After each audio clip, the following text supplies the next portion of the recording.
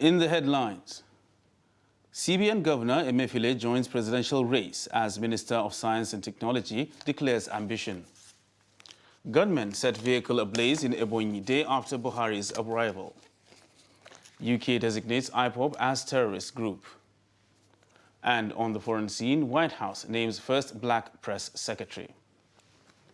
Hello and welcome to Trust TV News Update. I am Ibrahim Yusuf.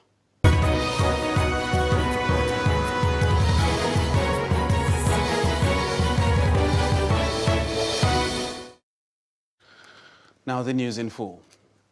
The governor of the Central Bank of Nigeria, Godwin Emefiele, has picked the expression of interest and nomination forms to contest the presidential ticket of the All Progressives Congress (APC). Daily Trust gathered that Emefiele picked the 100 million naira forms from the party's organizing secretary at the International Conference Center in Abuja on Friday. This puts to rest the speculation on his interests in succeeding President Muhammadu Buhari. In February 2014, former President Goodluck Jonathan appointed Emefiele hours after he announced the suspension of his predecessor, Sanusi Lamido. In 2019, the former managing director of Zenith Bank made history as the first CBN governor to be reappointed. Meanwhile, the Minister of Science and Technology and Innovations, Dr. Ogbonnaya Onu, has formally declared his interest to contest for the presidency on the platform of the ruling All Progressives Congress (APC) come 2023. Onu's declaration swells the number of presidential aspirants, including ministers, Vice President Yemi Osinbajo, APC national leader Asiwaju Bola Tinubu, and some state governors, among others. While formally declaring on Friday in Abuja, Onu, also a former governor of Old Abia State, said Nigeria can no longer look to foreign countries for its salvation. According to him, the fact that Nigeria has the key to unlocking its own prosperity is enough for the citizens and his party to elect him as Nigeria's next chief servant. He recalled his days as governor of Abia State when the state provided free treatment in public hospitals and also tackled insecurity and other sectors. Borno State Governor Babagana Zulum has approved the dissolution of the State Executive Council. The secretary to the state government, Usman Shua, announced the dissolution of the governor's cabinet on Thursday, saying it was with immediate effect. The announcement was contained in a statement signed by the permanent secretary of the Administration and General Services, Njuma Ali. According to Governor Zulum, the statement said it directed all affected appointees to hand over the leadership to permanent secretaries in their respective ministries. He explained that the dissolution was to create an enabling environment for interested members of the council to legally participate in the forthcoming primaries and congresses of the All Progressive Congress. Meanwhile, the Supreme Court has upheld the Governor Abdullahi Ganduje faction of the All Progressives Congress (APC) in Kano State against the party's faction loyal to former Governor Ibrahim Shekarau.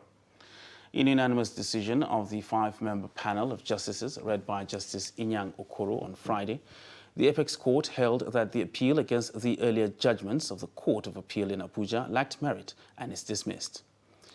The court further ruled that the two other appeals in the matter will abide by the decision. The Court of Appeal had in February dismissed the three appeals, also held that the originating summons were wrongly commenced in Abuja, adding that the matter was an internal affair of the party. The appeals followed the two rulings of an FCT High Court in 2021, which upheld the ward and local government congresses believed to have been won by the faction loyal to Shekarau and Senator Jibril Barrow of Kano North, numbering about 17,908 and 1,319 members, respectively. And the Independent National Electoral Commission, INEC, has reminded political parties that they have 1 month from Thursday, May 5th, 2022, to conclude their primaries, while reminding political parties the deadline remains Friday, 3rd June 2022. The Commission urged them to ensure rancor-free and transparent exercise, noting that the deadline is firm and fixed. It maintained that nominations for presidential and National Assembly elections shall be submitted through the INEC web portal from the 10th to 17th June 2022, while governorship and state houses of assembly nominations shall be submitted between 1st and 15th July 2022. INEC further reminded parties that they must submit to the Commission the list of candidates who must have emerged from valid primaries. The Commission assured that it will continue to work with political parties to ensure fidelity to the Constitution, the Electoral Act, and the timelines for all activities contained in the timetable and schedule of activities for the 2023 general election. And leaders in the southeast have appealed to President Muhammadu Buhari to release the detained leader of the indigenous people of Biafra, IPOB, Nnamdi Kanu. They made the plea on Friday at a meeting with the president, who is on a two-day visit to Ebonyi State. The chairman of the Christian Association of Nigeria, CAN, in the southeast, Reverend Father Abraham Mwali, made the plea on behalf of the southeast leaders in his address at the Ebonyi State Stakeholders Forum held at the Government House in Abakaliki, the state capital. But in his remarks, President Buhari did not give a response whether he would consider the request of the Igbo leaders or not. Kanu was first arrested in 2015 on charges bordering on terrorism, treasonable felony, managing an unlawful society, publication of defamatory matter, illegal possession of firearms, and improper importation of goods, amongst others. The United Kingdom government has finally accepted Nigeria's classification of the indigenous people of Biafra, IPOB, as a terrorist organization. Following widespread killings and acts of lawlessness, the Nigerian government designated IPOB a terrorist group in 2017. But some foreign countries, including the UK, which IPOB leader Nnamdi Kanu holds its passport, did not acknowledge the declaration at the time. However, 4 days after the outlawed group beheaded an army couple who were on their way to Imo State for their traditional wedding, UK acknowledged IPOB as a terrorist organization, directing that it should be excluded from its asylum program. Gunmen suspected to be enforcing a two-day sit-at-home allegedly declared by the yet-to-be-identified dissident group in the southeast attacked Ebebe Junction in Abakaliki metropolis of Ebonyi State. The attackers, who struck around 6:20 a.m. on Friday, set a vehicle ablaze while a motorcycle operator escaped death by the whiskers. A resident of the area, Anayo Chukwuemeka, and shop owner Simon Onwe, who spoke to the newsman, said the attackers fired several gunshots that got residents panicking and scampering for safety. Meanwhile, a combined team of men of the Nigeria Police and the Ebuegu Eastern Security Outfit, Ebonyi Command, have cordoned off the area. Loveth Oda, the police public relations officer, Ebonyi Command, when contacted for reaction, said that she was yet to get a report of the incident. Over 70 million prospective voters in Nigeria head to next year's polls to elect leaders at various tiers of government. The nation's electoral space is witnessing a monumental shift from conventional media campaigns as politicians are embracing the social media space to engage the electorate. Trust TV's Shafiu Suleiman takes a look at this new approach and its impact on electioneering. The advent of new media or social media powered by information communication technology (ICT) in the early 21st century has changed the dynamics of social interaction amongst people. The availability of social media platforms such as Facebook, Twitter, Instagram, WhatsApp now provides an opportunity for politicians seeking people's mandate to market themselves with relative ease. How has this innovation affected politics and electioneering in Nigeria? It has now provided alternate platforms for them to reach out to their various constituencies. Now they can do a lot more communication with their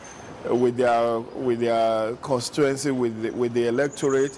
There are over 90 million active users in Nigeria on WhatsApp alone, according to a 2021 survey, while active subscribers on other social media platforms are hitting about 33 million. With a voting population of over 84 million and still counting, smart politicians only need to explore the nexus between social media and political engagement. But how are the teeming internet-savvy unemployed youths taking advantage of the internet revolution? Thus, we believe and we are full of confidence that what we do on the social media to get the message of our principle out to the world will be efficient. We use so many fora. We use the Facebook, we use WhatsApp pages, we use the Twitter, we use Instagram and all those areas because mostly the youths are always 24 hours on those media. To politicians with shallow pockets and weak financial muscle, the social media platforms could provide some sort of relief in dealing with huge campaign spendings. Cost of using a new media platform is cheaper than if you to use newspaper or even the television, because you work with a media house, you know how much you charge for 30 seconds or 1 minute, or if you want to do live coverage.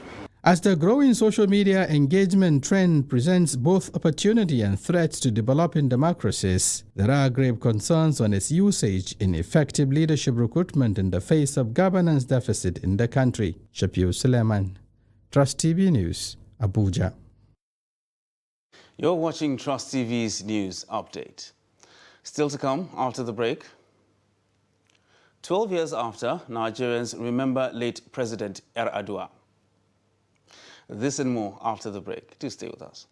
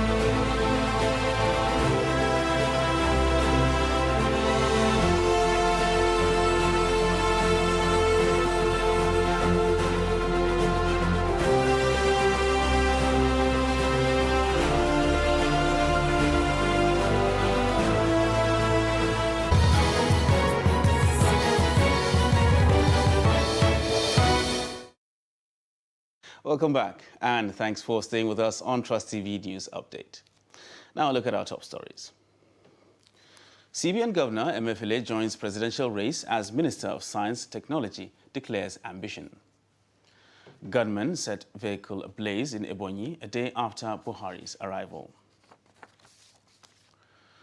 And moving on to other news now. 15 people have been killed after a boat capsized at a river located in Mai-Adwa local government area of Katsina State.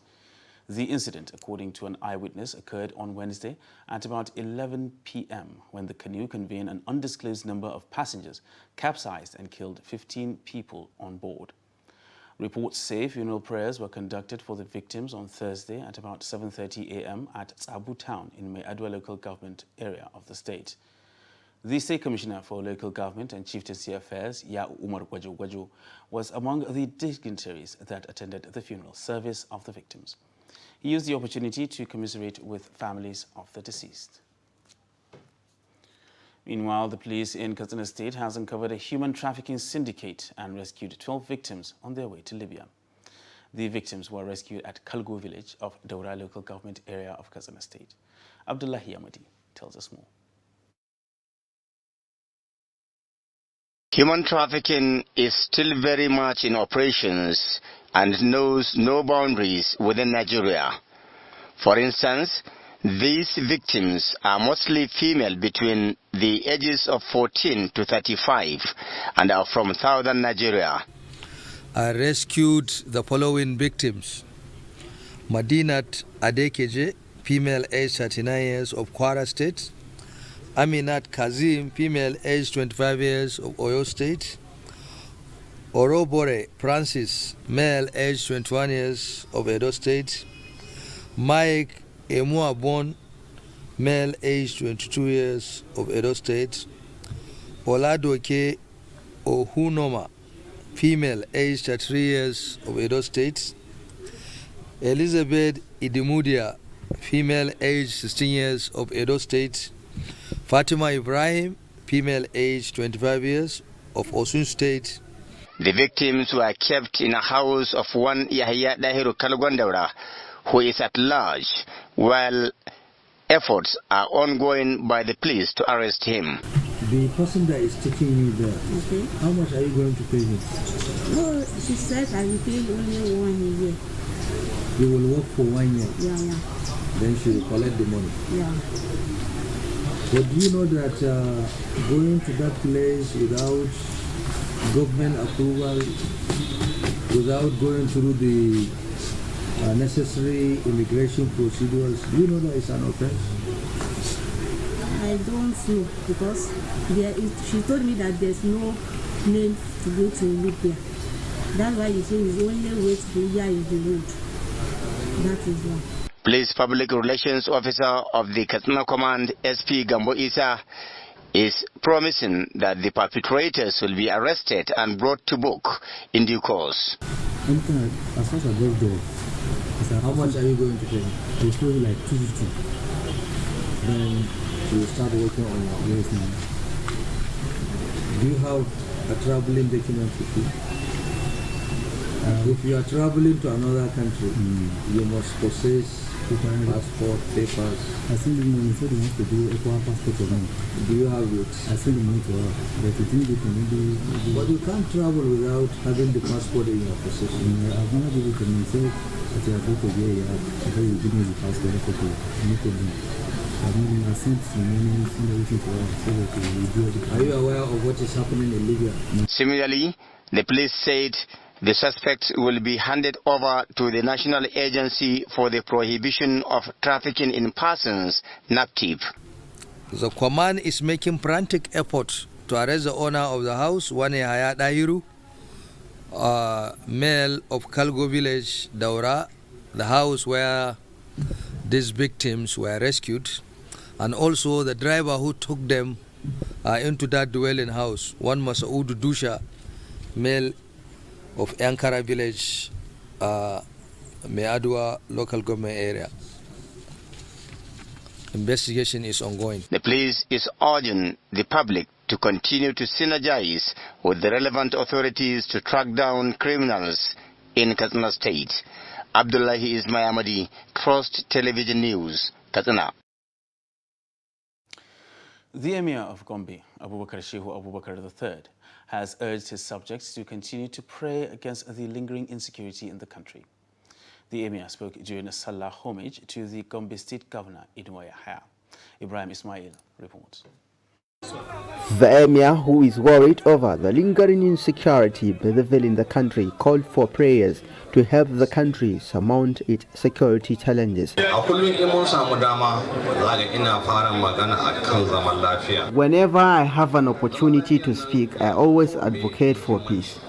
Peace is above everything. Without it, we can't be here. Gombe is developed because of peace. That is why we always preach peace. You must pray for peace.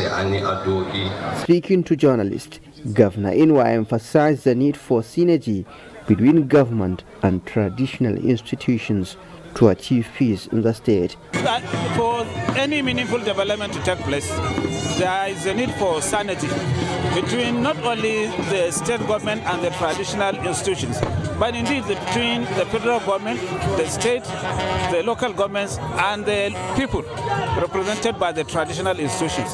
We are working in sanity, and that is why there is relative peace, there is harmony, there is understanding, and there is progress on Gombe State. We thank God for that. Salah homage to the government house has been part of the activities during every Salah festival in Gombe. The visit featured horse riding, traditional drumming, and trumpeting. From Gombe, Ibrahim Ismail reporting for Trust TV. 12 years after President Umaru Musa Yar'Adua died in office, Nigerians in his home state of Katsina have continued to speak about his leadership qualities. Some of his close associates, mainly those who worked with him, described him as a humble leader. The report.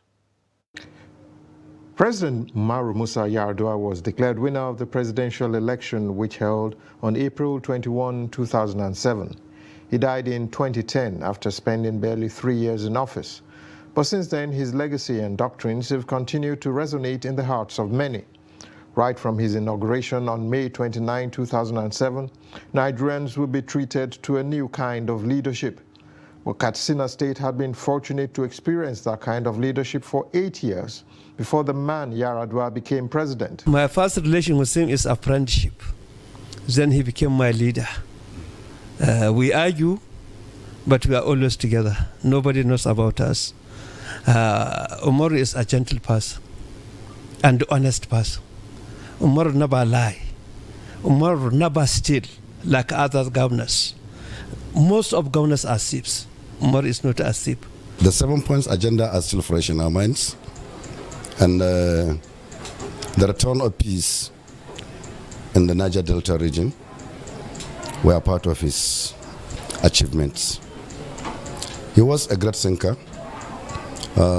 Most great leaders are great thinkers. Umaru thought about the nation above himself. Those who served directly with him will always remember him as a peacemaker and nation builder. He was indeed a leader which is very rare to find nowadays. The most important things he did is he fought seriously against social evils, social injustice. He was a man of integrity, and he believes in the rules of law. Had it been let Umar Yaradua survived up to this period, you wouldn't have seen Nigeria of this kind. All these clowns that are parading streets and roads, claiming to be politicians of this century, wouldn't have been there to even be mentioned for the first time. The deceased president is fondly remembered today by Nigerians who strongly feel that leaders can borrow something from the past. Very straightforward person, very simple in everything he do. He don't tell lies. He is always a good listener for people who are coming to talk to him. He comment very little. And that's what he want to comment it on must be straightforward and true.